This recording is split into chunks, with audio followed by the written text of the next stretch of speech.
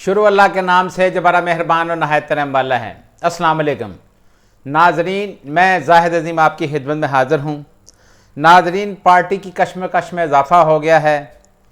क्या नवाज शरीफ साहब की वापसी खतरे में पड़ गई है? मुस्लिम लीग नून आजकल बहुत ज़्यादा कश्मकश में मुब्तला है और ज़राए ये बता रहे हैं कि मियाँ नवाज शरीफ साहब की जो वापसी है उसके बारे में अभी तक कोई कन्फर्म नहीं हो रहा। मियाँ शहबाज शरीफ साहब के आज के बयान ने भी इस इबहाम को मज़ीद तक़वियत बख्श दी, जब उन्होंने कहा कि अल्लाह ने चाहा तो मियाँ नवाज शरीफ साहब 21 अक्टूबर को पाकिस्तान ज़रूर आएंगे। ये सवाल आप बार बार ना पूछें। मीडिया से बात करते हुए मीडिया ने जब उनसे सवाल पूछा कि मियाँ साहब 21 अक्टूबर को क्या पाकिस्तान आ रहे हैं, तो उन्होंने कहा कि ये सवाल आप बार बार ना पूछें। इंशाअल्लाह अगर अल्लाह ने चाहा तो मियाँ नवाज शरीफ साहब 21 अक्टूबर को पाकिस्तान ज़रूर आएंगे। मॉडल टाउन के अंदर सहाफ़ियों से बात करते हुए उन्होंने कहा कि रियासत को बचाने के लिए सियासत कुर्बान की। मियाँ साहब, आपको किसने कहा था कि आप अपनी सियासत को कुर्बान करें?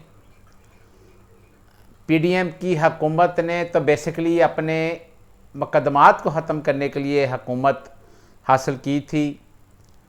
तहरीक इंसाफ की जो हुकूमत चल रही थी उसके ख़िलाफ़ तहरीक अदम एतमाद पेश की गई। उस तहरीक अदम एतमाद को पास करवाने के लिए, कामयाब करवाने के लिए तहरीक इंसाफ की पार्टी के अंदर फूट डलवाई गई।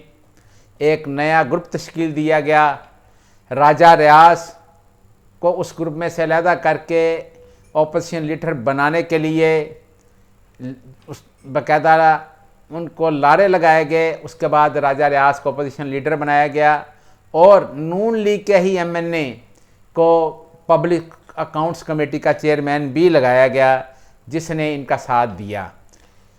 पीडीएम की हुकूमत 16 माह चली। इस 16 माह की हुकूमत के अंदर पीडीएम ने ना सिर्फ अपने आप को बचाने के लिए, अपने आप को आगे से जो मुकदमात हैं उनसे अलहदा रखने के लिए ऐसे ऐसे बिल पास करवाया कि जिसका सिर्फ़ और सिर्फ जो फ़ायदा था वो पीडीएम की हुकूमत को होता नज़र आ रहा था।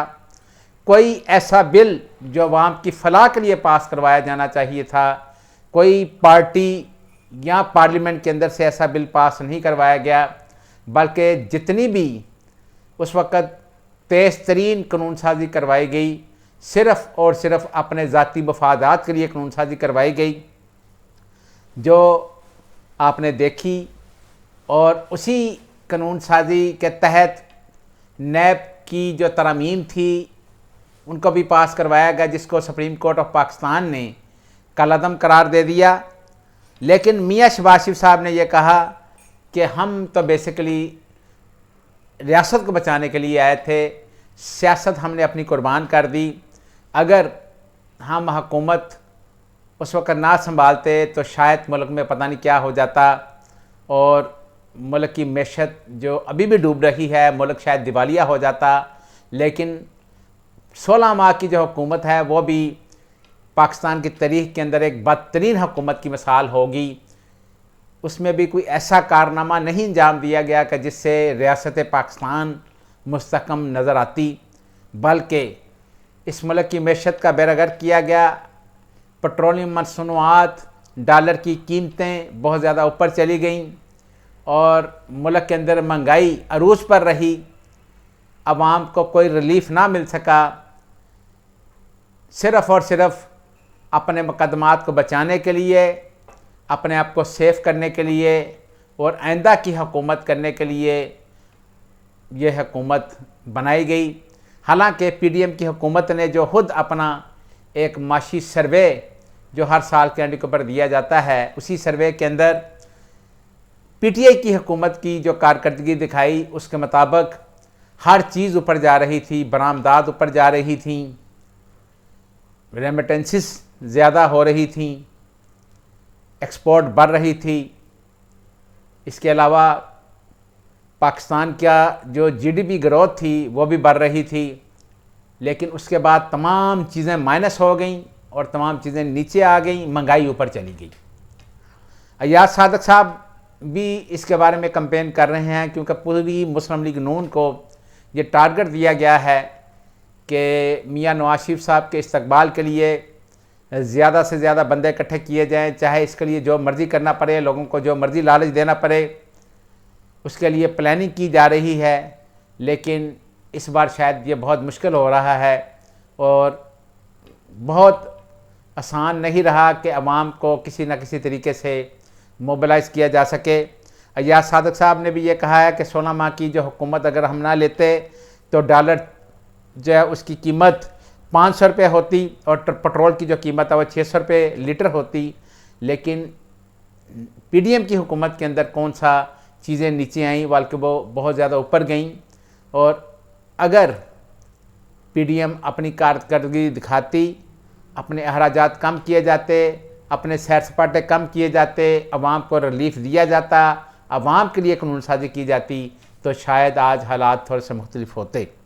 तहरीक इंसाफ के गिर्द घेरा मज़ीद तंग किया जा रहा है। तहरीक इंसाफ के टिकट पार्टी होल्डर उन्होंने भी पार्टी छोड़नी शुरू कर दी है। लाहौर से एक साबिक एमपीए सरफराज खोखर ने भी पार्टी को खैर बात कह दिया है। उनका ये कहना है कि 9 मई के जो वाक़यात हैं उनको मैं सपोर्ट नहीं कर सकता और पीटीए की जो क़यादत है उन्होंने अभी तक रियासत मुखालिफ जो अपनी पॉलिसी है उसको नहीं छोड़ा। 2018 के इंतखाबात के अंदर लाहौर के हल्का पीपी 173 से सरफराज खोखर साहब एमपीए मुंतखब हुए थे और आज उन्होंने तहरीक इंसाफ को खैर बात कह दिया और 9 मई के वाक़यात का ज़िम्मेदार ठहराते हुए तहरीक इंसाफ को और उसके चेयरमैन पीटीआई इमरान खान से अलहदगी इख्तियार करने का ऐलान कर दिया गया है। आलमी मार्केट में इस वक्त पेट्रोल की जो मसनूआत की कीमतें हैं वो कम हो रही हैं। तकरीबन $12 फ़ी बैरल पेट्रोल की जो कीमत है वो कम होने के बाद ये तवक्को की जा रही है कि पाकिस्तान के अंदर भी जो पेट्रोलियम मसनूआत की कीमतें हैं वो नीचे आ जाएंगी और उसमें काफ़ी लोगों को रिलीफ मिल सकता है। लेकिन अभी तक अबूरी सरकार ने इसका ऐलान नहीं किया, बल्कि अबूरी सरकार ये कह रही है कि 15 अक्टूबर के बाद इसके बारे में सोचा जाएगा और इसका ऐलान किया जाएगा। अभी इसके ऊपर जो हुकूमत है, निगरान कबीना, वो फ़ैसला करेंगे, फिर उसके बाद इसका ऐलान किया जाएगा। लेकिन ज़्यादातर चांसेस यही हैं कि पेट्रोलियम जो मसनूआत की कीमतें जिस तरीके से आलमी मार्केट के अंदर कम हो रही हैं, पाकिस्तान के अंदर भी कम होनी चाहिए और इसका जो फ़ायदा है आम को मिलना चाहिए, लोगों को रिलीफ मिलना चाहिए। बहरहाल ये अक्टूबर 15 को हमें पता चल जाएगा बुरी सरकार की जो गवर्नमेंट है वो आवाम को किस हद तक रिलीफ देने में कामयाब होती है। अगर आपको हमारी ये वीडियो पसंद आई हो तो नीचे दिए गए सब्सक्राइब के बटन को प्रेस करके अपने इस प्रोग्राम का हिस्सा बने। अल्लाह ताला हम सब का हामी नासिर हो। खुदा हाफिज़।